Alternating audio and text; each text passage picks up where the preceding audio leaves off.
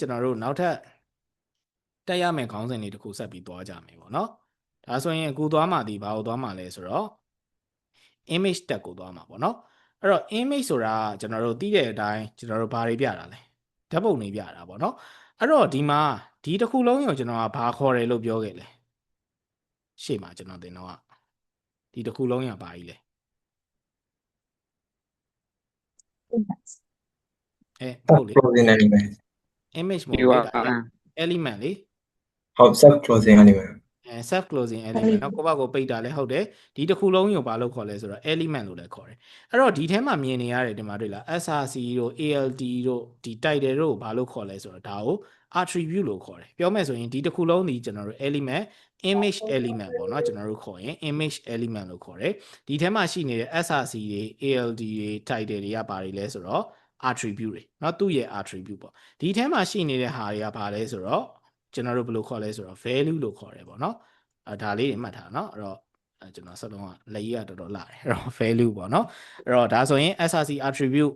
ald attribute title attribute ဒီထဲမှာကျွန်တော်တို့ src ထဲမှာဘာရှိလဲဆိုတော့ image.jpg ဆိုရဲ value ရှိတယ်ဟိုမှာ color404 ဆိုရဲ value ရှိတယ် color photo ဆိုရဲ value ရှိတယ်ဒါတွေကသူ့ရဲ့အထက်မှာရှိတဲ့ value တွေเนาะဒီ element တွေမှာ element လို့လည်းခေါ်လို့ရတယ် tag လို့လည်းခေါ်လို့ရတယ်เนาะ image tag image element ကြိုက်တာခေါ်ပေါ့เนาะဒီထက်မှာ attribute ရှိမယ် attribute ထဲမှာပါရှိမယ် value ရှိမယ်เนาะဒီလိုမျိုးလေးတွေပေါ့เนาะအသုံးအနှုန်းလေးတွေပေါ့ okay အဲ့တော့ဒီမှာဒီ image tag ထဲမှာဘာရှိလဲဆိုတော့ attribute အနေနဲ့၃မျိုးရှိတယ် src ရဲ့ ald ရဲ့ title ရဲ့အဲ့တော့ဘာတွေအလုပ်လုပ်လဲဆိုတော့ကျွန်တော်အောက်မှာတစ်ခါရေးပြီးသားအဲ့တော့ဘာလဲဆိုတော့ src ဒီကျွန်တော်တို့ချိန်မဲ့ပုံရဲ့ source ပေါ့เนาะအဲ့တော့သူ့ရဲ့ online CDN link လည်းဖြစ်ကောင်းဖြစ်မယ်ကျွန်တော်တို့ file path လည်းဖြစ်ကောင်းဖြစ်မယ်เนาะအဲ့တော့ဒီကိုချိန်မဲ့ပုံနဲ့ပတ်သက်တဲ့ data ပေါ့เนาะဒီလိုမှတ်ထားလို့ရတယ် ALT ဆိုဂျားထဲမှာじゃဘာပေါ်လဲဆိုတော့ကျွန်တော်တို့ပုံမှာ error တစ်ခုတက်ပြီးမပေါ်ခဲ့ဘူးဆိုရင်ဒီထဲမှာရေးထားတဲ့ message ကဘာလုပ်မလဲဆိုတော့ပြပေးမယ်ပေါ့ကျွန်တော်တို့ error တက်ပြီးပုံမပေါ်တဲ့အခြေအနေမျိုးမှာပြပေးပါမယ်တဲ့ title ထဲမှာじゃဘာပေါ်လဲဆိုတော့ကျွန်တော်တို့ image ကိုဒီ mouse လေးနဲ့3စက္ကန့်လောက်ကျွန်တော်တို့ထောက်ထားမယ်ဆိုရင်ဒီကျွန်တော်တို့ title ထဲမှာရေးထားတဲ့စာလေးကပေါ်မယ်ဆိုပြီးတော့သူကပြထားတယ်ပေါ့နော်ဒါဆိုရင်ကျွန်တော်တို့ဒီဟာလေးတကယ်ဟုတ်မဟုတ်ဖြစ်လုံလားမလုံလားသိကျင်တာဖြစ်တဲ့အတွက်ကျွန်တော်တို့သွားဆန်ကြည့်ရအောင်ပေါ့နော်အဲ့တော့ဆမ်းမယ်ဆိုတော့ကျွန်တော်ဒီမှာ folder အသစ်ထပ်ဆောက်မယ်ပေါ့နော်အဲ့တော့04ပါတယ် image. ကျွန်တော်တို့ html เนาะကျွန်တော်ဒါလေးဆောက်လိုက်မယ်အဲ့တော့ဒီမှာကျွန်တော်တို့သွားဆောက်အောင်ရေးကြအောင်ပေါ့နော်ထုံးစံအတိုင်းကျွန်တော်ရေးလိုက်မယ်ကျွန်တော်တို့ h4 လေးနဲ့ထားပါတော့ image test ပေါ့ကျွန်တော်ဒါလေးရေးလိုက်မယ်ပေါ့နော်အဲ့တော့ခုနပြောသလို img လို့ရေးလိုက်ပြီဆိုတာနဲ့အထဲမှာပါရှိမလဲ src ရဲ့ ald ရဲ့ title ရဲ့၃မျိုးရှိမယ်အဲ့တော့src ထဲမှာကျွန်တော်တို့ပုံနဲ့ပတ်သက်တဲ့ file တွေsource ကိုထည့်မှာဖြစ်တဲ့အတွက်ကျွန်တော်အခုလက်ရှိ online မှာရှိတဲ့ပုံလေးတစ်ခုကိုကျွန်တော်အစားထိုးပြီးထည့်မယ်ပေါ့နော်ဥပမာကျွန်တော်တို့ကားဆိုပြီးကျွန်တော်ရေးလိုက်မယ်ဆိုရင်ကားပုံလေးတွေပေါ်လာလိမ့်မယ်ပေါ့နော်ဒါဆိုရင်ဒီကားလေးကိုကျွန်တော်ထည့်ချင်တာဖြစ်တဲ့အတွက်ဒီကားမှာကျွန်တော် right click နှိပ်လိုက်မယ်နှိပ်ပြီးတော့ကျွန်တော်ဒီမှာဘာကိုယူမလဲဆိုတော့ copy image address ဆိုတဲ့ကောင်ကိုယူမယ်ဒီ image လေးရှိတဲ့နေရာပေါ့နော် copy image address ဆိုတာကျွန်တော်ယူလိုက်မယ်ဒီမှာတော့2မျိုးရှိရနော် copy link address နဲ့ copy image address link address ဆိုတာဘာကိုခေါ်တာလဲဆိုတော့ဒီကောင်တင်ထားတဲ့ project နဲ့သက်ဆိုင်တဲ့ link ကိုကူးသွားတာကျွန်တော်ကဓာတ်ပုံကိုကူးကျင်တာဖြစ်တဲ့အတွက်ဘာကိုယူပါလဲဆိုတော့ copy image address ဆိုတာကိုယူပါတေးကြခြင်းဒါကိုတစ်ချက် copy ကူးပြီးတော့ကျွန်တော်တို့ဒီ browser မှာတစ်ခုဖွင့်ပြီးတော့ paste ချကြည့်လိုက်နော် paste ချပြီးကျွန်တော်တို့ enter ခောက်ကြည့်ရင်ဒီဓာတ်ပုံလေးပေါ်ရမယ်ပေါ့ပြောမယ်ဆိုရင်ဒီဓာတ်ပုံလေးရှိနေတယ်ဘာကိုယူလိုက်တာလဲဆိုတော့ location address ကိုယူလိုက်တာဒါဆိုရင်အဲ့ဒီ link လေးကိုကျွန်တော်အခုချိန်မှာ copy ကူးလိုက်မယ် copy ကူးပြီးတော့ကျွန်တော်တို့ project ထဲမှာ image ဂျားထဲမှာအဲ့ကောင်လေးကိုသွားပြီးတော့ paste ချလိုက်မယ်နော် paste ချလိုက်မယ်ဆိုသူနဲ့ဆိုင်တဲ့ link ကဘယ်ထဲမှာရှိသွားမလဲဆိုတော့ဒီ image ထဲမှာရှိသွားမယ်ရှည်ရင်ရှည်လိုက်မယ်တိုးရင်တိုးလိုက်မယ်ကိစ္စမရှိဘူးဒါသူ့ရဲ့ရှိနေတဲ့လမ်းကြောင်းဆိုတဲ့အတွက်ကိစ္စမရှိဘူးเนาะအဲ့တော့ဒီမှာကျွန်တော်ထည့်လိုက်ပြီထည့်ပြီးပြီဆိုတာနဲ့ကျွန်တော်ဒီကောင်လေးကို run ချင်တာဖြစ်တဲ့အတွက် right click နဲ့ open with live server လေးနဲ့ run လိုက်ရင်ဘာလေးပေါ်လဲကျွန်တော်တို့ခုနထည့်လိုက်တဲ့ပုံလေးတန်းပြီးပေါ်တယ်เนาะအဲ့ဒါဆိုရင်ကျွန်တော်နောက်ထပ်ပုံလေးယူချင်တာဖြစ်တဲ့အတွက်ကျွန်တော်အခု copy image address ထပ်ကူးလိုက်မယ်ကူးပြီးတော့နောက်ထပ် image tag လေးတစ်ခုရေးမယ်အဲ့တော့ဟိုလေးဖြစ်သွားအောင်ဒီကောင်ကိုကျွန်တော် HR လေးနဲ့မြင်းထားလိုက်မယ်ပေါ့နော်ပြီးရင် img ဆိုပြီးရေးမယ် src ရဲ့မှာခုနအတိုင်းပဲကျွန်တော် paste ချလိုက်မယ်နော် paste ချလိုက်မယ်ပြီးရင်သွားပြီးတော့ကျွန်တော်တို့ စမ်းကြည့်အောင်ဒီမှာဘာပေါ်မလဲနော်ခုနကတော့နောက်ထပ်ပုံလေးတစ်ခုထပ်ပြီးတော့ပေါ်လာတယ်ပေါ့နော်အဲ့တော့တိထားမှာတော့ဒါလေးပါပဲပေါ့နော်အဲ့တော့ကျွန်တော်တို့ဒီမှာပေါ့နော်ပုံလေးခုနကတော့ထည့်လိုက်တဲ့ပုံလေးက2ပုံပေါ်တယ်ဒီပထမပုံရယ်ဒုတိယပုံရယ်နော်အဲ့တော့အဲ့ဟာလေးဒါဆိုရင်ကျွန်တော်တို့ပထမဆုံးသိရမှာကဘာလဲဆိုတော့ကျွန်တော်တို့ရဲ့ image တက်မှာ3မျိုးရှိတယ်ဆိုတာကိုကျွန်တော်တို့သိထားမယ် SRC ရယ်ကျွန်တော်တို့ title ရယ်ဘာလဲ ALD ရယ်ပေါ့နော်ဒါဆိုရင်ကျွန်တော်တို့က title ထဲမှာတစ်ခုရေးကြည့်အောင်နော် title ထဲမှာရေးချင်တာဖြစ်တဲ့အတွက်နောက်ထပ်ပုံလေးတစ်ခုထပ်ပြီးတော့ကူအောင်မယ်ပေါ့ဒီမှာဒီပုံလေးကိုကျွန်တော် copy image address ထပ်ကူမယ်ဒီမှာထပ်ထည့်လိုက်မယ်နော်ထည့်ပြီးတော့ထုံးစံတိုင်းကျွန်တော်ဒီနောက်မှာသွားပြီးတော့ရေးလိုက်မယ်ဒီဟာကြီးကနည်းနည်းရှည်တယ်ပေါ့နော်သူ့ရဲ့ ALD နဲ့ဒီအောက်မှာဒီဟာလေးနဲ့ရွှေ့လို့ရတယ်နော်ကျွန်တော် scroll ဆွဲလို့ရတယ်ဒါ horizontal ဆွဲတာပေါ့နော်မျက်စိတွေမူးနေလောက်ပြီးထင်တယ်ကျွန်တော်ဆွဲနေရတယ်ဒီလိုလေးသွားတာပိုကောင်းမယ်ပေါ့နော်အဲ့တော့ title ထဲမှာကျွန်တော်က collab testing ဆိုပြီးတော့ကျွန်တော်ရေးလိုက်ရင်ဘာရမလဲကျွန်တော်တို့အဲ့ဟာလေးကိုကာစာကြထောက်ထားရင်ဘာပေါ်မလဲပုံကြီးကကြီးလိုက်တာဒီပုံကြီးကဒီပုံကြီးကြီးတယ်ဆိုတော့ဒီမှာမရေးတော့ဘူးပေါ့နော်ပုံကြီးကတအားကြီးနေတယ်ပုံသေးတာတွေကြီးတာတွေကျွန်တော်တို့ဘာမှမညှိသေးဘူးเนาะ HTML နဲ့ညှိစရာလည်းမလိုဘူး။ဘာကြောင့်လဲဆိုတော့ကျွန်တော်တို့ဒီ HTML ကဒါတွေညှိဖို့ကျွန်တော်တို့လေ့လာတာမဟုတ်ဘူးပေါ့နော်။အဓိကကတော့ဘာလဲဆိုတော့ကျွန်တော်တို့ tag တွေလေ့လာမယ် attribute တွေလေ့လာမယ်ကျွန်တော်တို့ဘာတွေလေ့လာမလဲအကုန်ပေါ့နော်ကျွန်တော်တို့လေ့လာကြမယ်ပေါ့နော်။ဒီနောက်မှာပဲတော့ရေးလိုက်။အော်အရန်ရှည်နေတယ်။ရှည်နေဆိုတော့ကျွန်တော်ဟိုကမလုပ်တော့ဘူး။အော်ဒီရှေ့မှာရေးလို့ရတယ်နော်။ Sorry ဒီမှာကျွန်တော်တို့ရေးလို့ရတယ်။ title ဆိုတဲ့အထက်မှာခုနလိုကျွန်တော်တို့ collab testing ဆိုပြီးတော့ကျွန်တော်ဒီမှာရေးလိုက်မယ်ပေါ့နော်ရေးပြီး save လိုက်မယ် save ပြီးတော့ကျွန်တော်တို့ခုနပုံလေးကိုသွားတိတ်ဒီမှာတွေ့လားထောက်ထားရင်ဘာပေါ်လဲ collab testing ဆိုတာပေါ်တယ်တွေ့လား3စက္ကန့်လောက်ကြာလာတဲ့အခါမှာပေါ်တယ်ပေါ့နော်2စက္ကန့်3စက္ကန့်ပေါ့အဲ့တော့ပြောမယ်ဆိုရင် title ထဲမှာရေးတဲ့ဟာဘာပေါ်တာလဲဆိုတော့ကျွန်တော်တို့ဒီပုံလေးကိုထောက်ထားရင်ကျွန်တော်တို့ပေါ်တာပေါ့တခြား browser တွေမှာလည်းရှိပါမယ်ဒီ W3 school ကျွန်တော်တို့ကြည့်ကြည့်အောင်ကျွန်တော်တို့ပုံလေးရှိမယ်ပေါ့ဒီပုံလေးကိုကျွန်တော်ကြာလေးထောက်ထားမယ်မပေါ်ဘူးဆိုတာ तू မရေးထားလို့ပေါ့နော်ဒီမှာကျွန်တော်တို့ပုံလေးရှိမယ်တခြားဟာလေးတွေပေါ့ဒီပုံလေးကိုထောက်ထားမယ်ဒီမှာတွေ့လား home ဆိုပြီးတော့ပေါ်တယ်တွေ့လားဒီ icon လေးကိုကျွန်တော်ထောက်ထားတဲ့အခါမှာ home ဆိုပြီးတော့ပေါ်တယ်တွေ့လားအဲ့ဒါဘာလောက်ထားရလဲဆိုတော့ဒီ icon ထဲမှာကျွန်တော်တို့ title ဆိုတဲ့နေရာမှာဘာရေးထားရလဲဆိုတော့အဲ့ဒီက home ဆိုပြီးတော့ရေးထားလို့ပေါ့နော်ဒါဆိုရင်နောက်ထပ်တစ်ခု ALD ALD ကြားထဲမှာရေးတဲ့ကောင်ကဘာဖြစ်မှာလဲဆိုတော့ဒီကျွန်တော်တို့ image မပေါ်တဲ့အခါမှာပေါ်မှာဆိုတော့ဟိုမှာ error collab ဆိုပြီးကျွန်တော်ရေးခဲ့မယ်ပေါ့နော် error collab ဆိုတဲ့စကားလုံးလေးရေးခဲ့မယ် image လေးမပေါ်စေချင်တာဖြစ်တဲ့အတွက်ကျွန်တော်သူ့ link ထဲကတချို့စာတွေကိုကျွန်တော်ဖြတ်ချလိုက်မယ်ပေါ့နော်ဖြတ်ချလိုက်မယ်ဒါဆိုရင်ကျွန်တော်တို့တေချာပေါက် image ကအလုပ်လုပ်တော့မှာမဟုတ်တော့ဘူးမှန်ကန်တော့လို့ပေါ့နော်ဒါဆိုရင်ပေါ်လာသွားကြည့်အောင်ကျွန်တော်တို့သိလား error collab ဆိုတဲ့စကားလုံးလေးပေါ်လာတယ်ဒါကဘယ်အချိန်ဒီမှာပေါ်တာလဲဆိုတော့ကျွန်တော်တို့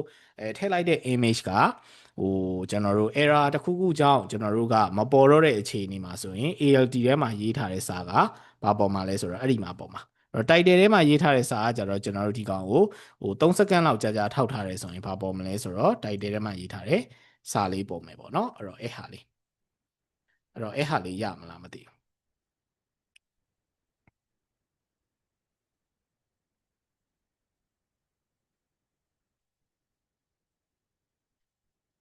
အဲ့တော့ဟိုဖြစ်ရင်ကျွန်တော်တစ်ချက်လောက်ထုံးစံအတိုင်းစမ်းကြည့်ပေါ့နော်ဒါလေးရေးကြည့်ပြီးတော့ဟိုလေးပို့လိုက်နော် Telegram မှာတစ်ချက်ပို့လိုက်ပြီးရင်ကျွန်တော်အဓိက image မှာအရေးကြီးတဲ့အပိုင်းကိုသွားမယ်ပေါ့နော်အဲ့တော့အခုဒီ username ကျွန်တော် link လေးတွေကူပြီးတော့ဒီ3ခုလေးရေးပြီးတော့ဒီ image လေးပေါ်လားမပေါ်လားကိုကျွန်တော်ဒီ browser မှာ run ထားတဲ့ဟာလေးကို screenshot လေးတစ်ချက်လောက်ပို့ပြီးပေါ့နော်ဟုတ်အဲ့တော့ထုံးစံအတိုင်းကျွန်တော်ဒါလွယ်တာဖြစ်တဲ့အတွက်3မိနစ်ပြီးမယ်ဗျာကျွန်တော်အချိန်2မိနစ်3မိနစ်လောက်အချိန်ပြီးပါမယ် try ကြည့်ပါအောင်ဟုတ်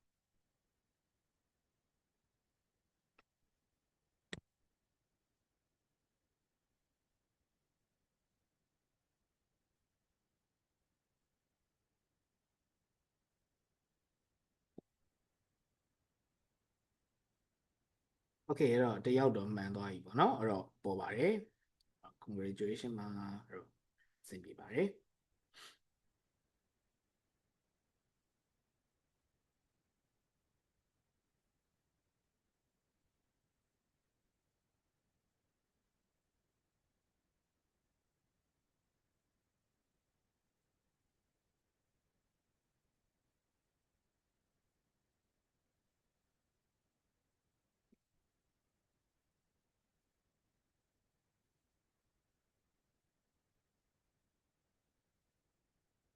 တခြားအကြောင်းသားတွေလည်းဒီရရင်တစ်ချက်လောက်ပို့ပေးထားပါเนาะအဲ့တော့အချိန်3မိနစ်လောက်ကျွန်တော်ပေးထားပါတယ်တော့ဘာကြောင့်လောက်ခိုင်းတာလဲဆိုတော့တခါတလေကျတော့ zoom တက်ပြီးတော့ဒီတိုင်းနားထောင်ရတယ်ဆိုလဲပြင်းမို့ကောင်းတယ်ပေါ့เนาะအဲ့တော့ကျွန်တော်တို့ဒီနားလဲအောင်ကြည့်ပြီးရင်ကိုယ့်ဘာကိုရေးကြည့်လုပ်ပုံစံမျိုးလေးနဲ့တွားတာတော့ပို့ပြီးတော့ကောင်းတယ်ပေါ့เนาะ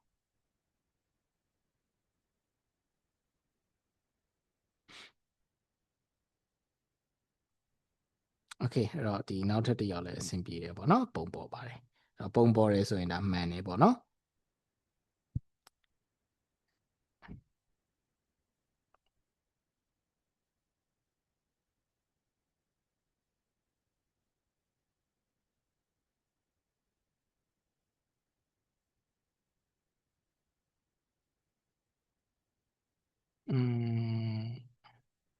အဲ့တော့ဟိုကကျွန်တော်ဟိုကလေးပေးထားတယ်เนาะဟိုဟာပင်လုပ်ပေးမဟုတ်ပါကျွန်တော်တို့သင်ခန်းစာပြန်ကြည့်ဖို့အတွက်ကျွန်တော်ဟိုဟာလေးလုပ်ပေးထားတယ်เนาะ group လေးမ join ရသေးတဲ့လူတွေဆိုရင်လည်း join ထားလိုက်ပါအောင်ဘာလို့လဲဆိုတော့စာပြန်ပြီးတော့ကြည့်ရဆိုရင်ဟိုဟာဖြစ်သွားအောင်ပေါ့เนาะထပ်ပြီးတော့ကျွန်တော်ခြာပေးထားပါမယ်အဲ့ဒီမှာဟို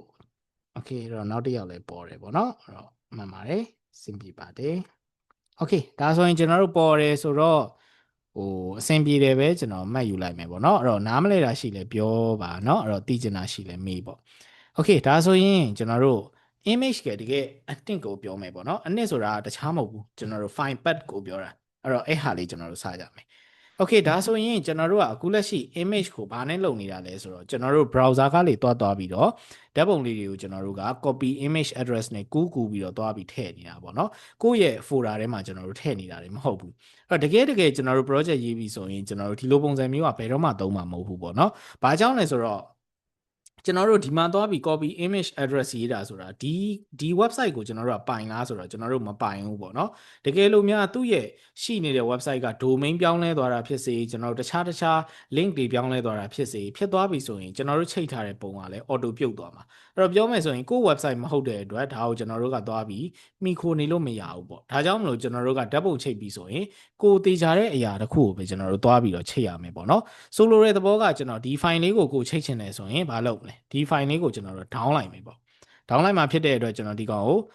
down လိုက်မယ်ပေါ့ဘာနဲ့ down မလဲဆိုတော့ save image as ဆိုပြီးတော့ down လိုက်မယ်ပေါ့နော်ဒါဆိုရင်ကျွန်တော်အခုလက်ရှိ download folder ထဲမှာသွားပြီးတော့ထည့်ထားလိုက်မယ်ပေါ့နော်ဒီဟာကိုကျွန်တော်တို့ download folder တွေကိုသွားပြီးတော့ထည့်ထားလိုက်မယ်ထားပါတော့ desktop မှာပဲထည့်လိုက်မယ်ပေါ့နော် save image as ဆိုပြီးကျွန်တော် desktop ပေါ်မှာတင်ထားလိုက်မယ်နော်ကျွန်တော် desktop ပေါ်မှာတင်ထားမယ်နောက်ထပ်ပုံလေးတစ်ခုကိုလည်းကျွန်တော်ဒီမှာသွားပြီးတော့ save image as ဆိုပြီးတော့ဒီ desktop မှာပဲကျွန်တော်တင်ထားလိုက်မယ်ပေါ့နော်ဒါဆိုရင်ကျွန်တော် desktop မှာပုံလေးကျွန်တော်ဘယ်နှပုံတင်လိုက်တာလဲဆိုတော့ဟို2ပုံတင်လိုက်တာပေါ့ဒီမှာသွားကြည့်ရင်ဒီပုံလေးရှိတယ်ပေါ့အဲ့တော့ဒါဆိုရင်ဟုတ်ပြီကျွန်တော်တို့အခုရှိနေတဲ့ folder တွေကိုသွားမယ်ပေါ့เนาะဒါဆိုရင်ကျွန်တော်တို့ folder ဘာမှရှိနေရလဲဆိုတော့ဒီမှာเนาะကျွန်တော်တို့ဒီမှာရှိနေတာဒါဆိုရင်အဲ့ဒီ folder တွေကိုကိုကရွှေ့ကျင်တာဖြစ်တဲ့အတွက်ဘာလုပ်မလဲဆိုတော့ကျွန်တော်တို့အဲ့ဒီဟာကိုထုံးစံအတိုင်းကျွန်တော်တို့အရင်ဖွင့်မယ်ပေါ့နော်ကို folder ထဲဖွင့်မယ်ဒီမှာဘာရှိနေလဲဆိုတော့ခုနကျွန်တော်တို့ရေးထားတဲ့ file လေးရှိတယ်ပေါ့အဲ့ဒီမှာကျွန်တော်ဘာလေးလုပ်မလဲဆိုတော့ folder လေးတစ်ခုစောက်လိုက်မယ်ကျွန်တော်ဘာလုပ် image ဆိုတဲ့နာမည်လေးတက်လိုက်မယ်ပေါ့နော်အဲ့ဒီ folder တွေကိုကျွန်တော်ဘယ်ဟာထည့်မလဲဆိုတော့အခုလက်ရှိဒီကောင်တွေကိုသွားပြီးတော့ထည့်မယ်ပေါ့ဒါဆိုရင်အပြင်မှာထည့်လိုက်တာဖြစ်တဲ့အတွက်ကျွန်တော်အခုလက်ရှိအဲ့ဒီ folder ကို VS Code မှာဖွင့်ထားတော့ဘာဖြစ်သွားလဲဒီမှာပါတခါတည်း image ကဝင်နေတယ်ပေါ့နော်ဒီကောင်လေးကျွန်တော်တခါတည်းဝင်သွားတယ်အဲ့တော့ဒီမှာဖွင့်ကြည့်ရင်လည်းကျွန်တော်တို့ခုနပုံလေးတွေကျွန်တော်တို့ပေါ်နေလိမ့်မယ်အဲ့တော့တိထားမှာဒီ image ဆိုတဲ့ folder ထဲမှာကျွန်တော်တို့ခုနပုံလေးထည့်လိုက်တယ်ပေါ့နော် down လိုက်တယ် down ပြီးတော့မလုပ်လိုက်တာလဲဆိုတော့အဲ့ဒီပုံလေးထည့်လိုက်တာပေါ့ဒါဆိုရင်ကျွန်တော်တို့ပြန်ပြီးချိန်ကြည့်အောင်ပေါ့နော်အဲ့တော့ကိုကအဲ့ဒီ folder ကိုချိန်ချင်တယ်ဆိုရင်ကျွန်တော်တို့ပထမဆုံးကြည့်ရမှာကဘာလဲဆိုတော့ directory ကိုကျွန်တော်တို့ကြည့်ရမယ်เนาะ directory ကိုကျွန်တော်တို့ကြည့်ရမယ်အဲ့တော့ terminal မှာကျွန်တော်တို့ directory ကြည့်တတ်ပြီးသားပေါ့เนาะကိုပမာရောက်နေလဲဆိုတဲ့အရာကိုကျွန်တော်တို့ကဟိုမြင်အောင်ကြည့်တာပေါ့เนาะကြည့်ပြီးတော့ကျွန်တော်တို့လုပ်ကြတာအဲ့တော့ကျွန်တော်တို့ဒီ file ချိတ်တဲ့အခါမှာကျွန်တော်တို့ directory ကြည့်တဲ့အခါမှာကျွန်တော်တို့သုံးတာ2မျိုးရှိတယ်ပေါ့เนาะ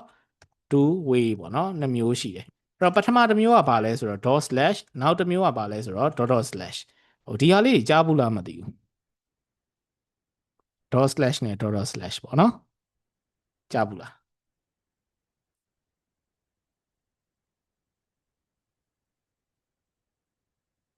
ကြားဖို့ရင်တစ်ချက်လောက်နည်းနည်းလေး sharing လုပ်ပေးပါအောင် dot/ ကဘယ်လိုအခြေအနေမျိုးမှာကျွန်တော် dot/ ကိုသုံးလဲ dot/ ကဘယ်လိုအခြေအနေမျိုးမှာသုံးလဲအဲ့တော့အဲ့ဟာလေးပေါ့နော် dot slash ကကျတော့ current directory ကိုindicate လုပ်ရှင်နဲ့ navigate လုပ်ရှင်တဲ့အချိန်မှာ dot slash တွင်မှာ previous directory ကို indicate လုပ်ရှင်တဲ့အချိန်မှာ dot slash ကိုသုံးလို့ထင်ပါဗျာဟုတ်တယ်ပေါ့နော်အဲ့တော့ကျေးဇူးပါအဲ့တော့အဓိကသူပြောတာဒီအကြောင်းသားတယောက်ပြောတာအသင်ပြေပါတယ်အဲ့အတိုင်းပဲပေါ့နော်အဲ့တော့ဒီကျွန်တော်တို့လက်ရှိကိုရောက်နေတဲ့ current directory ကိုသိကျင်နေဆိုရင်ဘာသုံးလဲဆိုတော့ dot/ ကိုသုံးတယ် dot/ ကကြတော့ဘာလဲဆိုတော့ previous directory ပေါ့နော်အဲ့တော့အပြင်က directory ကိုကျွန်တော်သိကျင်နေဆိုရင်သုံးတယ်ပေါ့နော်အဲ့တော့ဒီလိုမျိုးကျွန်တော်တို့မှတ်ထားလို့ရတယ်အဲ့တော့ current directory ရေးတယ်ဆိုရင်ကျွန်တော်တို့ dot/ ကိုသုံးကျင်လဲရတယ်မသုံးမဲနဲ့ရေးရင်လည်းရတယ်အဲ့ဒါမတက်ဘူးပေါ့နော်ဒါဆိုရင်ကျွန်တော်တို့ကြည့်ကြည့်အောင်ပေါ့နော်အဲ့တော့ဒါဆိုရင်ကျွန်တော်အဲ့ဒီအခုဖွင့်ထားတဲ့ WDF Zoom ဆိုတဲ့ folder လေးကိုအပြင်မှာအရင်ကြည့်ကြည့်အောင်အဲ့တော့ပြောမယ်ဆိုရင်အပြင်မှာကြည့်ကြည့်ရင်ကျွန်တော်တို့ရှိနေတဲ့နည်းနည်းကြည့်လိုက်မယ်ပေါ့နော်ရှိနေတဲ့ image ဆိုတဲ့ folder နဲ့ကျွန်တော်တို့အခုရေးနေတဲ့ image ဆိုတဲ့ file နဲ့ directory တူလားတူလားဆိုတာဘာကိုကြည့်ပြီးကျွန်တော်တို့သိနိုင်လဲဆိုတော့လက်ရှိရှိနေတဲ့ folder ထဲမှာအတူတူရှိနေလားပေါ့နော်ဒီ image ဆိုတဲ့ folder လေးတစ်ခုနဲ့ကျွန်တော်တို့အခုရေးနေတဲ့ဒီ 04image.html ဆိုတဲ့ file လေးနဲ့ကဒီလက်ရှိနေရာမှာအတူတူရှိနေလားဟုတ်ရှိနေပါဗျာရှိနေတယ်เนาะအဲ့တော့ဒါဆိုရင်ကျွန်တော်တို့ဘယ်လိုမှတ်လို့ရလဲဆိုတော့ဒါကို directory တူတယ်လို့ကျွန်တော်တို့ကအမှတ်ယူလို့ရတယ်ဆိုလိုတာကမရှိဘူးဆိုတာဘယ်လိုအခြေအနေလဲဆိုတော့ဥပမာဒီထဲမှာကျွန်တော်တို့ file တွေရှိတယ်ပေါ့အခုဓာတ်ပုံလေးတွေကျွန်တော်တို့ဝင်လိုက်ရင်ဘာရှိလဲဓာတ်ပုံလေးတွေရှိတယ်ပေါ့ဒီဓာတ်ပုံနဲ့ကျွန်တော်တို့ခုနကတော့0404ပါလေ image.html နဲ့ directory တူလားဆိုတော့မတူဘူးเนาะပြောမယ်ဆိုရင်ဒီကောင်းရဲ့ directory ထဲမှာဘာနဲ့တူလဲဆိုတော့ဒီနှစ်ခုပဲအတူတူရှိတာပြောမယ်ဆိုရင်ဒီနှစ်ခုပဲရှိနေတာဖြစ်တဲ့အတွက်ဒီနှစ်ခုက directory တူတယ်ဒီကောင်နဲ့အပြင်ကကောင်နဲ့ဆိုတူလားဆိုမတူတော့ဘူးเนาะဒီကောင်ကအပြင်မှာရှိနေတာဒီကောင်ကဒီ folder ထဲမှာရှိတာအဲ့လိုမျိုးကောင်ကိုကြတော့ directory မတူဘူးလို့ပြောလို့ရတယ်ဒါကအပြင်ကကြည့်တာပေါ့เนาะအဲ့တော့ရှင်းအောင်ကြည့်လို့ရတယ်ခုနပြောသလို folder ထဲဝင်ကြည့်ဒီ test file လေးနဲ့ဒီကောင်နဲ့ directory တူလားဆိုတော့တူတယ်ဘာကြောင့်လဲဆိုတော့ကျွန်တော်တို့ရှိနေတဲ့ location မှာအားလုံးကအတူတကွရှိနေလို့ပေါ့เนาะဒါဆိုရင်ဒီ folder နဲ့ဒီကောင်နဲ့တူလားဆိုတော့လည်းတူတယ်ဘာကြောင့်လဲဆိုတော့ကျွန်တော်တို့မြင်နေရတယ်အတူတကွရှိနေလို့ဒီထဲမှာရှိနေတဲ့ဓာတ်ပုံတွေနဲ့ဒီကောင်နဲ့ directory တူလားဆိုတော့မတူဘာကြောင့်လဲဆိုတော့ဓာတ်ပုံဆိုတာဒီ folder ထဲမှာရှိနေတာဖြစ်တဲ့အတွက်မတူတာပေါ့ဥပမာကျွန်တော်ကအခုဒီ folder ထဲမှာ test file လေးတစ်ခုရှိသွားပြီဆိုရင်ဒီ test file နဲ့ဒီကောင်လေးနဲ့ directory တူလားဆိုတော့တူတယ်ဘာကြောင့်လဲဆိုတော့မြင်နေရလို့တနေရာထဲမှာရှိနေလို့ပေါ့เนาะအဲ့တော့ကျွန်တော်တို့အဲ့လိုမျိုးမှတ်ယူလို့ရတယ်เนาะဒါလေးကိုကျွန်တော်တို့သိထားရမယ်ပေါ့เนาะโอเคဒါဆိုရင်ခုနပြောသလို directory တူချင်းမတူချင်းကိုကျွန်တော်တို့ကအပြင်မှာကြည့်တာတော့ရှင်းသွားပြီပေါ့เนาะအဲ့တော့ကိုတစုတစည်းတည်းမြင်နေရရင် directory တူတယ်လို့ပြောလို့ရတယ်အဲ့လိုမျိုးအတွင်းတွေအပြင်တွေရောက်နေပြီဆိုရင်တော့မတူဘူးပေါ့เนาะဒါမျိုးကျွန်တော်တို့သတ်မှတ်လို့ရတယ်ဒါဆိုရင်ကျွန်တော်တို့ကကုတ်ရေးတဲ့အခါအမြဲတမ်းကျွန်တော်တို့အဲ့ဒီမှာတော့ဖွင့်နေမှာလားဆိုတော့မဖွင့်ဘူးပေါ့เนาะပြောမယ်ဆိုရင်ကျွန်တော်တို့ကဘယ်ဟာကိုပဲကြည့်မှာလဲဆိုတော့ကိုယ့်ရဲ့ကုတ်မှာပဲကြည့်မှာအဲ့တော့ကိုသုံးနေဆို VS Code ဆို VS Code မှာပဲကြည့်မှာပေါ့ဒါဆိုရင် VS Code မှာရော terminal တူချင်းမတူချင်းကိုကျွန်တော်တို့ဘယ်လိုပိုင်းခြားလို့ရလဲဆိုတော့ကျွန်တော်တို့အခုဖွင့်ထားတာပါလေ WDF Zoom ဆိုတဲ့ဟာကိုဖွင့်ထားတာเนาะအဲ့တော့အဲ့ဒီ folder ထဲမှာရှိနေတာဘာတွေရှိနေလဲဒီကောင်တွေရှိနေတာပေါ့ဒီ folder ဒီမှာမြင်နေရတဲ့အရာအားလုံးဒီ WDF Zoom ဆိုတဲ့ folder အောက်မှာရှိနေတာပေါ့ဒါဆိုရင်ကျွန်တော်ကဘာနဲ့ပြန်ပိုင်းမှာလဲဆိုတော့ဒီကောင် directory တူချင်းမတူချင်းဆိုတာကဒီမှာမျက်စိနဲ့မြင်တစ်ဖြောင်နဲ့ကြည့်ကြည့်ပေါ့နော်ဒီကောင်တွေကတဒန်းနဲ့ရှိနေလားတဒန်းနဲ့ရှိတယ်ဆိုရင်ကျွန်တော်တို့က directory တူတယ်လို့ကျွန်တော်တို့ပြောလို့ရတယ်ပေါ့တကယ်လို့ကိုကတဒန်းနဲ့မရှိဘူးဆိုရင် directory မတူဘူးเนาะဒီမှာသွားကြည့်လိုက် image ဆိုတဲ့ folder ထဲမှာခုနဘာတွေရှိလဲခုနကတော့ဓာတ်ပုံတွေရှိတယ်ဒါဆိုရင်ပြန်ကြည့်အောင်ကျွန်တော်တို့ဒီ image ဆိုတဲ့ folder နဲ့အပြင်နဲ့ directory တူလားဆိုတော့တူတယ်။ဘာကြောင့်လဲဆိုတော့ဒီကောင်ဒီကျွန်တော်တို့တဒန်းနဲ့ရှိနေတာဖြစ်တဲ့အတွက် direction ကတူတယ်။ဒါပေမဲ့ကျွန်တော်တို့ဒီ image ဆိုတဲ့ကောင်လေးနဲ့ကျွန်တော်တို့ဒီကောင်နဲ့ directory တူလားဆိုတော့မတူတော့ဘူး။ဘာကြောင့်လဲဆိုတော့ဒီ file ဒီဘယ်ထဲမှာရှိနေတာလဲ။ image ဆိုတဲ့အထဲမှာရှိနေတာဖြစ်တဲ့အတွက်ကျွန်တော်တို့ရေးတဲ့အခါကျရင် directory မတူတော့ဘူးเนาะအဲ့တော့ဒါလေးကိုမြင်သားရမယ်ပေါ့เนาะအဲ့တော့ဒါဆိုရင်ကျွန်တော်နည်းနည်းလေးမေးမယ်ပေါ့เนาะfolder လေးတွေစောက်ပြီးတော့မေးမယ်เนาะအဲ့ဒါဆိုရင်ကျွန်တော်အခုတစ်ခုလုပ်မယ်ပေါ့เนาะ folder တစ်ခုစောက်မယ် hello ဆိုပြီးတော့ကျွန်တော်စောက်လိုက်မယ်ပေါ့နော်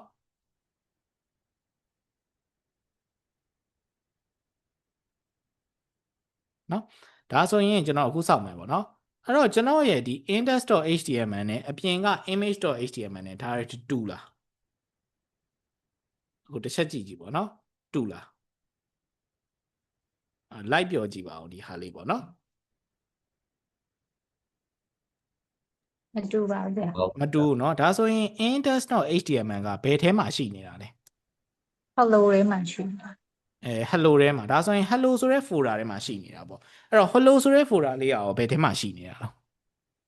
ဆိုပေါ်လာတယ် image တွေ เนาะ image ထဲမှာရှိနေတာအဲ့တော့ဒါဆိုရင်သိရမယ်เนาะကျွန်တော်တို့ဒီဒါဆိုရင်ဒီဟာကိုပြန်ပြီးတော့လုပ်ချင်ဒါမျိုးလုပ်လိုက်ဒါဆိုရင်ကျွန်တော်တို့ index.html ဒီ hello folder ထဲမှာရှိတယ် hello folder ဒီ image ထဲမှာရှိတယ်ကိုမသေးကြဘူးဆိုရင်ကျွန်တော်တို့အဖွင့်ပိတ်လုပ်ကြည့်ပေါ့เนาะဒီဟာကိုဖွင့်ကြည့်ဒီဟာကိုကြည့်ကြည့်ဒါမျိုးပေါ့ဒါဆိုရင်ကျွန်တော်တို့ကဟုတ်ပြီကျွန်တော်တို့ကအခုချိန်မှာကျွန်တော်ရဲ့ image လေးကအပြင်မှာရှိတယ်ဆိုပါတော့ဒီမှာကျွန်တော်တို့ဒီကောင်လေးရှိမယ်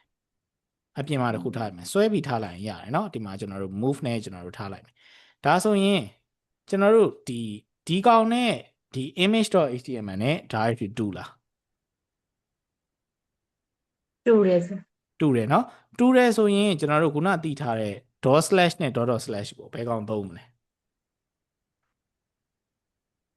dot slash ကိုသုံး dot slash ကိုသုံးမယ်เนาะဒါဆိုရင်ကျွန်တော်ကဒီ image လေးကိုချိန်ချင်ရင်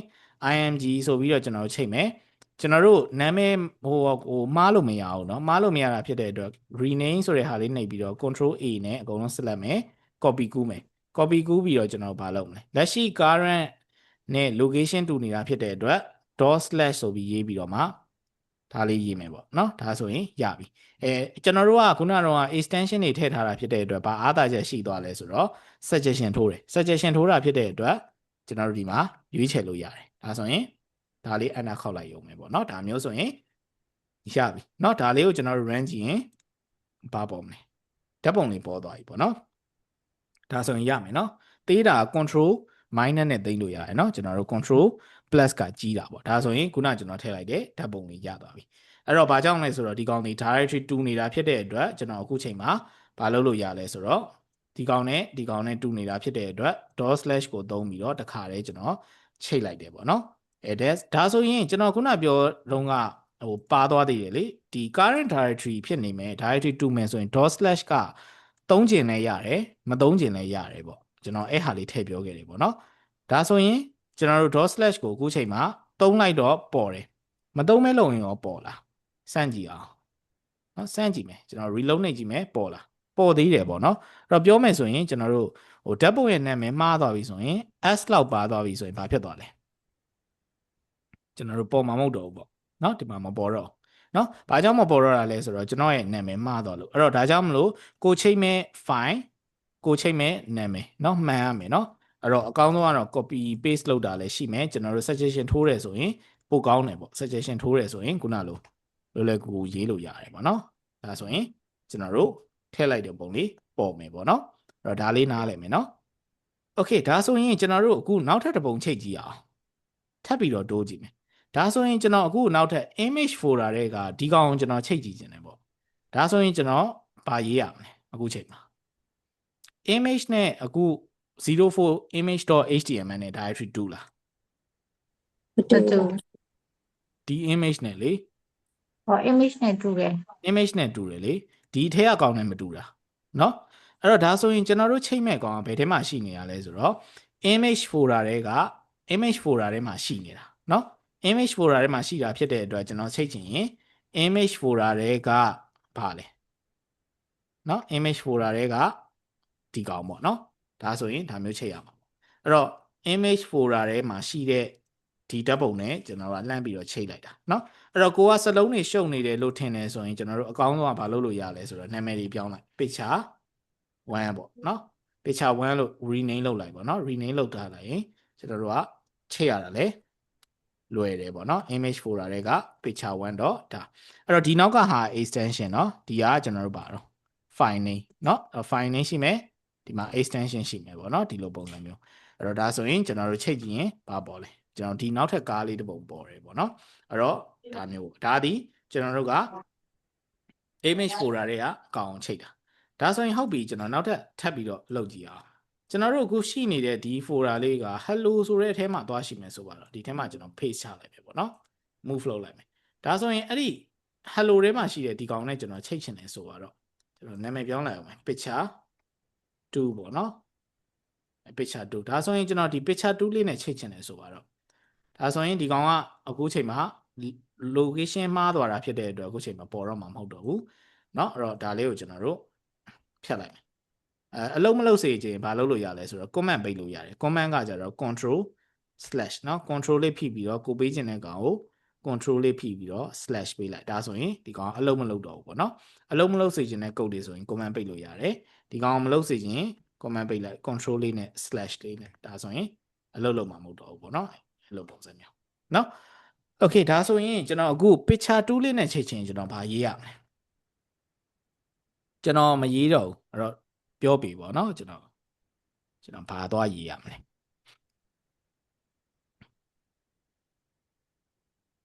ဘယ် folder တွေကဘယ်ဟာကိုချိန်ပြီးဘယ်လိုရေးရမှာ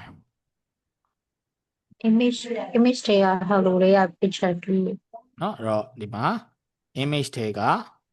hello တွေက picture 2ဒါဆိုရင်ကျွန်တော်တို့ရသွားပြီပေါ့နော်မှန်မှန်ကန်ကန်ချိန်လိုက်တာဖြစ်တဲ့အတွက်ဘာဖြစ်သွားလဲဆိုတော့ရသွားပြီကျွန်တော်တို့အဲ့ဒါကိုသိထားရမယ်ပေါ့နော်အပြင်မှာလည်းကြည့်လို့ရရင်နော်အဲ့တော့ဒီကကျွန်တော်တို့အကောင်းဆုံးကတော့ဒီထဲမှာကြည့်တတ်အောင်လုပ်နော်ဒါကဘာကြောင့်လဲဆိုတော့ကုတ်ရေးတဲ့အခါကျရင်ကျွန်တော်တို့ကဒီမှာပဲကြည့်ရမှာအပြင်မှာသွားပြီးတော့ကြည့်နေမှာမဟုတ်ဘူးပေါ့နော်โอเคဒါဆိုရင်ကျွန်တော်တို့ရပြီနော်ဒါဆိုရင်ကျွန်တော် folder လေးနောက်ထပ်တစ်ခုစောက်အောင် source ဆိုတဲ့ folder လေးပေါ့နော်အဲ့ဒီ source ဆိုတဲ့ folder ထဲမှာကျွန်တော်05เนาะ dir.html ဆိုတဲ့ဟာလေးစောက်လိုက်မယ်ပေါ့နော်အဲ့တော့အဲ့ဒီထဲမှာကျွန်တော်ရေးမယ်ပေါ့အဲ့တော့ img လေးတစ်ခုရေးလိုက်မယ်အဲ့ဒီ file ကဘယ်ဟာကိုချိန်မှာလဲဆိုတော့ထားပါတော့နော်ကျွန်တော်တို့ဒီမှာအပြင်မှာကျွန်တော် page ချလိုက်မယ်ဒီမှာကျွန်တော် picture 3လေးရှိမယ်ဆိုပါတော့ဒီ picture 3လေးနဲ့ကျွန်တော်ချိန်ချင်တယ်ဆိုပါတော့เนาะဒီပြောမယ်ဆိုရင်ကျွန်တော်ရဲ့ folder ကfile ကဒီ source ဆိုတဲ့ folder ထဲမှာရှိနေတာပေါ့เนาะအဲ့ဒီ source ဆိုတဲ့ folder ကတဆင့်ကျွန်တော်တို့အပြင်ကဒီကောင်ကိုချိန်ချင်တယ်ပေါ့เนาะအဲ့တော့ဒီကောင်နဲ့ဒါဆိုရင်ကျွန်တော် directory tutor ကဒီကောင်နဲ့ 05 directory.html နဲ့ဒီအပြင်ကဒီ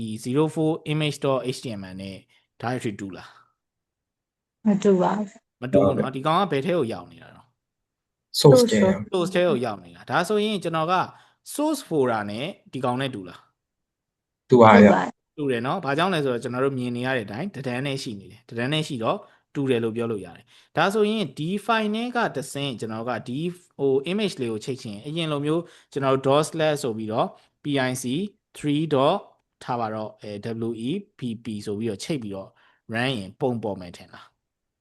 မပေါ့ပါ မပေါ်ဘူးเนาะဘာကြောင့်မပေါ်တာတော့ directly မတူလို့ပါရ directory မတူလို့ .slash က current directory ကိုကျွန်တော်ချိန်ထားတာဖြစ်တဲ့အတွက်ဒီ file ရဲ့ location ကိုကြည့်ပါ05 directory.html ကိုသွားကြည့်တဲ့အခါမှာဒီကောင်နဲ့ directory တူတာဆိုရင်လက်ရှိဒီ folder ထဲမှာဒီကောင်မရှိနေဘူးတကယ်လို့ဒါကျွန်တော်တို့ဒီ file လေးကဒီ folder ထဲမှာသွားပြီးတော့ရှိနေခဲ့မယ်ဆိုရင်အခုရေးလိုက်တဲ့ဟာကမှန်လားဆိုတော့မှန်တယ်။ဘာကြောင့်လဲဆိုတော့05 directory.html နဲ့ picture3.wepp ဆိုတဲ့image လေးကအခုလက်ရှိမှာ source ဆိုတဲ့အောက်မှာအတူတူရှိနေတာဖြစ်တဲ့အတွက်ဒီကောင်ကဒါကိုချိန်ဖို့ဆိုရင်ဒီကောင်နဲ့ directory တူနေဖို့လိုတယ်။အဲ့တော့ပြောမယ်ဆိုရင်အခုချိန်မှာဒီနှစ်ခုက directory တူနေတာဖြစ်တဲ့အတွက်ဒီ file ကတဆင့် .slash ရေးလိုက်တယ်ဆိုရင်ဒီ location မှာပြန်ရှာမှာအဲ့တော့တူနေတာဖြစ်တဲ့အတွက်မှန်တယ်ပေါ့အခုကကျွန်တော်အဲ့လိုအခြေအနေမဟုတ်ဘူးဒီကောင်လေးကဘာမှရှိနေတာလဲဆိုတော့အပြင်မှာရှိနေတာเนาะအဲ့တော့အပြင်မှာရှိနေတာဖြစ်တဲ့အတွက်ကျွန်တော်တို့ဘာသုံးရမလဲဆိုတော့ဒီမှာ .slash ကကျွန်တော်တို့ဘာလဲဆိုတော့တစ်ချိန်ရေးရင်သူကဘာလုပ်သွားလဲဆိုတော့ folder တစ်ခုကထွက်တာပေါ့เนาะအဲ့တစ်ချိန်ရေးရင်တစ်ချိန်ထွက်တယ်နှစ်ချိန်ရေးရင်နှစ်ချိန်ထွက်တယ်သုံးချိန်ရေးရင်သုံးချိန်ထွက်တယ်အဲ့တော့အခုချိန်မှာကျွန်တော်ကဒီကောင်နဲ့ဒါနဲ့ချိန်ဖို့ဆိုရင်ဒီ05 directory.html က folder ဘယ်နှဆင့်ထွက်ဖို့လိုလဲ တင်ပါ တဆင့်เนาะဘာကြောင့်လဲဆိုတော့သူက source folder တွေကထွက်လိုက်ပြီဆိုတာ ਨੇ သူ့ရဲ့ directory ကဒီကောင်နဲ့တန်းတူသွားပြီเนาะဒီမှာမြင်တောင်ပြမယ်ဆိုရင် .slash လို့ရေးလိုက်ပြီဆိုတာ ਨੇ သူဒီ source folder ကထွက်လိုက်ပြီဆိုရင်သူ့ရဲ့ directory ကဘာမှရှိတော့မှာလဲဆိုတော့ဒီနေရာမှာရှိတော့မှာဒီနေရာကလေဒီနေရာကိုချိန်ဖို့ဆိုရင်အခုချိန်မှာ directory ကတူးသွားပြီတူးသွားတာဖြစ်တဲ့အတွက်တခါတည်းကျွန်တော်တို့ connection ဝင်လို့ရသွားပြီပေါ့နော်အဲ့တော့ဒါလေးကိုကျွန်တော်တို့မြင်သားရမယ်ပေါ့နော်အဲ့တော့ဒါဆိုရင်ကျွန်တော်အခုဒီကလေလမ်းချိန်မယ် dot slash လို့ရေးလိုက်ပြီဆိုတာနဲ့သူကဘယ်ကထွက်သွားမှာလဲ source folder တွေကတခါတည်းထွက်သွားမှာနော်အဲ့တော့ဒါဆိုရင်သူ့ရဲ့ directory ကအပြင်ရောက်သွားပြီကျွန်တော်တို့ချိန်မယ်ဆိုရင် picture3.wp/bb ဆိုတာလေးနဲ့ချိန်လိုက်ရုံပဲဒါဆိုရင်ကျွန်တော်တို့ run ကြည့်ရင်ပေါ်လားဆိုတော့ပေါ်သွားပြီပေါ့နော်အဲ့တော့ဒါဆိုရင်ကျွန်တော်နောက်ထပ်ထပ်ပြီးလုပ်အောင် source ထဲမှာနောက်ထပ် folder တစ်ခုရှိမယ်ပေါ့၄ယောက်ဆိုတဲ့ folder တစ်ခုရှိမယ်ဒီ source ထဲမှာပဲကျွန်တော် right click နှိပ်ပြီးတော့နောက်ထပ် folder တစ်ခုထပ်ဆောက်မယ် user ဆိုတဲ့ folder ရှိမယ်အဲ့ဒီ user ထဲမှာကျွန်တော် folder တစ်ခုထပ်ဆောက်မယ်ဥပမာ user ရဲ့ main ဆိုတာရှိမယ်အဲ့ဒီ user ကိုပဲ right click နှိပ်ပြီးတော့ဒီမှာနော် slash လို့မြင်ရတာပါလဲဆိုတော့ user ထဲမှာ main folder ရှိမယ် main ထဲမှာကျွန်တော်ထားပါတော့ file လေးတစ်ခုစောက်လိုက်ရင်ဒီလိုပုံစံမျိုးပေါ်လိမ့်မယ်အဲ့တော့ဒါမျက်စိရှုပ်သွားလိမ့်မယ်ပေါ့နော်ဆိုလိုတဲ့သဘောက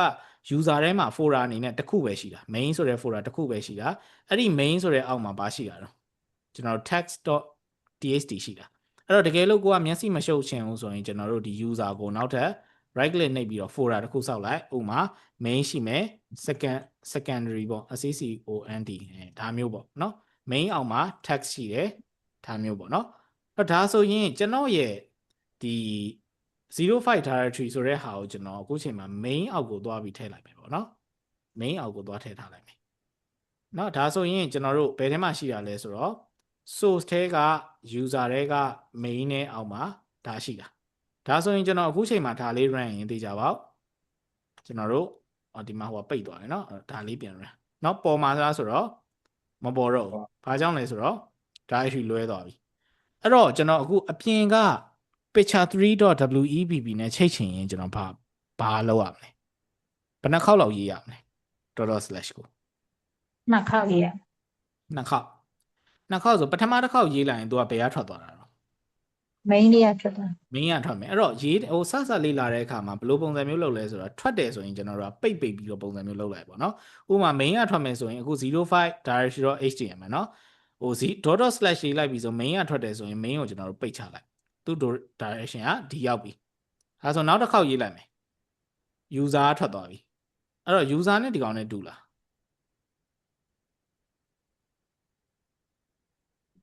user နဲ့ဒီကောင်နဲ့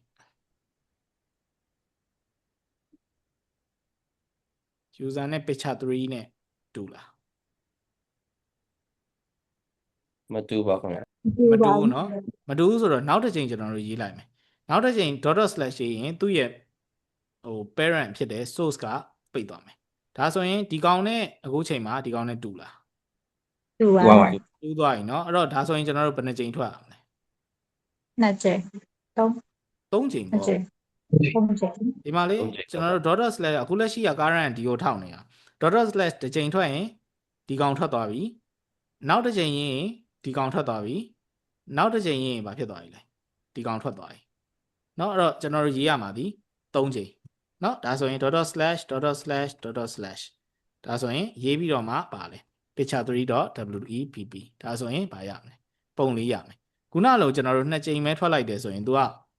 ပုံရမှာမဟုတ်ဘာကြောင့်လဲဆိုတော့သူ့ရဲ့နေရာ directory ကဒီကောင်မှာပဲရှိသေးတယ်เนาะ ဟုတ် เนาะအဲ့တော့အဲ့ဟာလေးကိုကျွန်တော်တို့သေချာသိရမယ်เนาะတကယ်လို့ဟုတ်ပြီ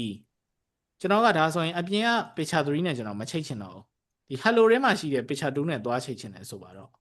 ဒါဆိုရင်ကျွန်တော်ဒီ05 directory.html ကဒီ hello ထဲမှာရှိတဲ့ picture2.avif ဆိုတဲ့ဒီ picture လေးနဲ့သွားချိတ်ချင်တယ်အဲ့တော့ဒါဆိုရင်ကျွန်တော်ဘယ်လိုတွေထွက်ပြီးတော့ဘယ်လိုတွေဝင်ရမလဲဘယ်နှချိန်ထွက်ရမလဲ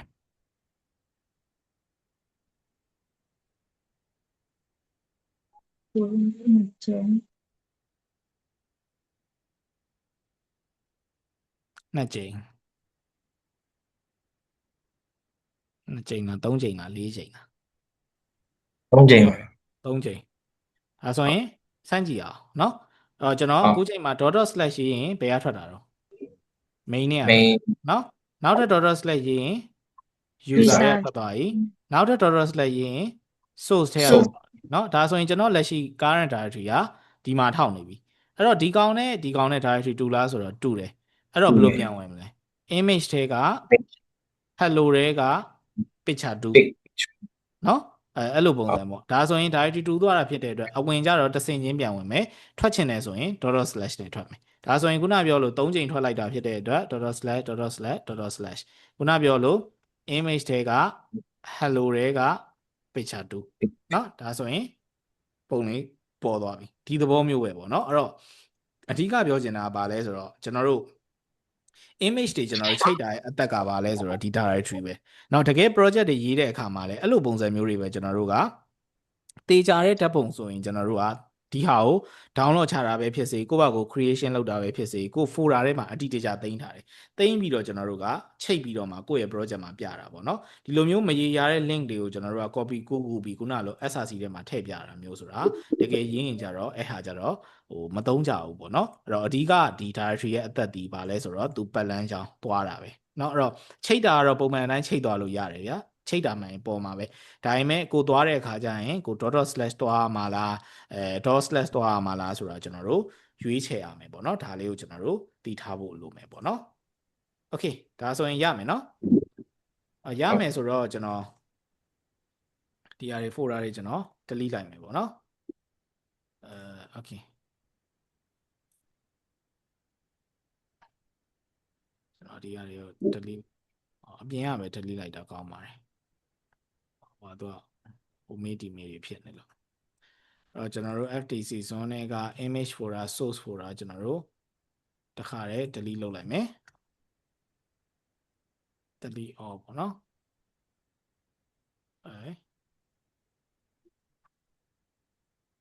all ဖွင့်ထားတာရှိနေလို့ sorry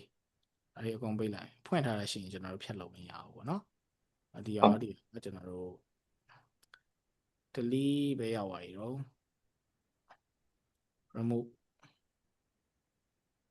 ကျွန်တော်တို့လဲနေပြီ WDF ပြန်ဝင်ဒီကောင်လဲကျွန်တော်တို့ဘာလုပ်မလဲဆိုတော့ delete လုပ်မယ်ဒီကောင်လဲတခါလဲ delete လုပ်မယ်เนาะအဲ့တော့ဖွင့်ထားတာရှိလို့ပေါ့နော် okay ဒါဆိုရင်ကျွန်တော်အခုဟာလေးလုပ်မယ်ပေါ့နော်ကျွန်တော် instruction လေးတစ်ခုပေးမယ်အဲ့တော့အဲ့ဟာလေးလိုက်လုပ်ကြည့်ပေါ့နော်အဲ့တော့ဘာလဲဆိုတော့ကျွန်တော်တို့ folder စောင့်မယ်ပေါ့နော်ကျွန်တော်တို့ folder structure ဘယ်လိုဖြစ်နေရမလဲဆိုတော့ကျွန်တော်တို့အရင်ဆုံးအနေနဲ့folder ပေါ့ image ဆိုတဲ့ folder လေးတစ်ခုစောင့်အဲ့ဒီ image ထဲမှာဘာရှိမလဲဆိုတော့user ဆိုတာရှိမယ်ပြီးရင်ထားပါတော့ user ရှိမယ်ဒီမှာဒီလိုမျိုးလေးပဲရေးလိုက်မယ်ပေါ့ဒါကဘာလဲဆိုတော့ကျွန်တော်ဒါမျိုးမရေးဘူးဒါမျိုးရေးရင်ကျွန်တော်တို့မြင်သားမှာမဟုတ်ပုံလေးနဲ့ပဲဆွဲပြီးပြလိုက်မယ်ပေါ့နော်ပုံလေးနဲ့ဆွဲတော့ပုံမြင်သားတယ်အဲ့တော့ဒီမှာကျွန်တော်တို့ဘာရှိမလဲဆိုတော့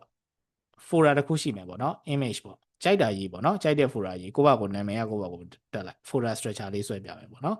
အဲ့ဒီထဲမှာဘာရှိမလဲဆိုတော့ကျွန်တော်တို့ folder တစ်ခုရှိလိမ့်မယ်ပြီးရင်ကျွန်တော်တို့ဒီထဲမှာကျွန်တော်တို့ဘာရှိမလဲဆိုတော့နောက်ထပ် folder တစ်ခုရှိလိမ့်မယ်ပေါ့နော်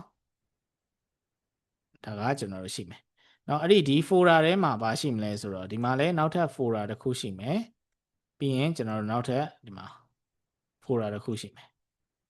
folder နှစ်ခုစီပေါ့နော်ဒီထဲမှာကျွန်တော်တို့သိမ်းကျင်တဲ့ file လေးကိုကျွန်တော်တို့ဓာတ်ပုံလေးပေါ့နော်ဒီထဲမှာရေးလိုက်အဝိုင်းလေးပဲကျွန်တော်ထားလိုက်မယ်ပေါ့နော်ဒါကကျွန်တော်တို့ရှိနေတဲ့ဒါလမ်းကြောင်းတစ်ခုကျွန်တော်တို့သိမ်းမဲ့ img ကဘာမှသိမ်းပါလဲဆိုတော့ဒီမှာသိမ်းပါနော်အဲ့တော့ img ကဒီမှာသိမ်းပါသိမ်းပြီးရင်ကျွန်တော်တို့နောက်ထပ်ကျွန်တော်တို့ file ကထုံးစံအတိုင်းဒီမှာတစ်ခုရှိမယ်ဒီမှာလဲကျွန်တော်တို့ဘာရှိမလဲဆိုတော့ကျွန်တော်တို့ folder ဒီမှာ3ခုရှိမယ်ပေါ့နော် folder 3ခုရှိမယ်အဲ့တော့ပထမဆုံး folder မှာဘာရှိမလဲဆိုတော့ကျွန်တော်တို့ဒီမှာပထမဆုံး folder မှာဒါရှိမယ်ဒုတိယမှာကျွန်တော်နောက်ထပ် folder တစ်ခုရှိမယ်ပြီးရင်ဒုတိယဟာထဲမှာထားပါတော့နောက်ထပ် folder 3ခုထပ်ရှိမယ်ပြီးရင်ကျွန်တော်တို့ဒီပထမ folder ထဲမှာကျွန်တော်တို့တစ်ခုရှိမယ်ဒီမှာနောက်ထပ်တစ်ခုရှိမယ်ပြီးရင်ဒီမှာကျွန်တော်တို့ရဲ့ဘာရှိမလဲဆိုတော့ file လေးရှိမယ်ဒါကဘာလဲဆိုတော့ html file html ပေါ့နော် စလုံးကလက်ရေးကနည်းနည်းစုပ်နေပါတယ်အဲ့တော့နားလည်ပြီပေါ့နော်အဲ့တော့ဒါဆိုရင်အခုလောက်ရမှာကဒီ HTML file ကလေဒီ image ကိုလှမ်းပြီးတော့ချိန်မှာပေါ့နော်ချိန်ပြီးတော့ပုံပြမယ်အဲ့တော့ဒီ structure လေးကိုကျွန်တော်တို့ဆွဲပြီးတော့ဟို dot slash ဟိုသုံးပြီးတော့ပြမယ်ပေါ့နော်အဲ့တော့အဲ့ဟာလေးနားလည်လားမသိဘူးကျွန်တော်ရေးတဲ့ structure လေးပေါ့နော် ဟုတ်ကဲ့နားလည်ပါတယ် ဟုတ်အဲ့ဒါဆိုရင် folder လေးနှစ်ခုစောက်ပြီးတော့အဆင့်ဆင့်နေကျွန်တော်ရေးပေါ့နော်ရေးပြီးတော့မှဟိုကျွန်တော်ဟို browser မှာ run တဲ့ဟာတစ်ခုရယ်ကိုရေးထားတဲ့ code ကတစ်ခုရယ်အဲ့ဒီနှစ်ခုကို screenshot လေးရိုက်ပြီးတော့ဟိုကျွန်တော်ဟိုဟာလေးပြပေးပေါ့နော်ဟိုကျွန်တော်ဟိုပါလဲဒီ Telegram မှာတစ်ချက်ပို့ပြီးပေါ့နော်